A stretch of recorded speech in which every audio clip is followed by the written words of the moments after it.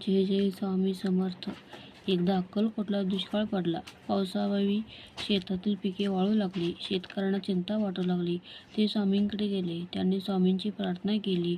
स्वामी, पाऊस पाण्याअभावी पिके वाळून चाललीत. आपल्या कृपेने पाऊस पडावा अशी आमची प्रार्थना आहे.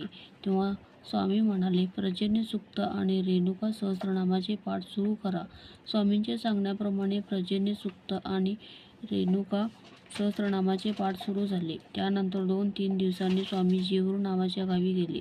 तिथल्या शंकरांच्या देवळात जाऊन ते रागाने म्हणाले, तुम्ही पाऊस का पाडीत नाही? तिथून स्वामी पुढे वळसंग नावाच्या गावी गेले.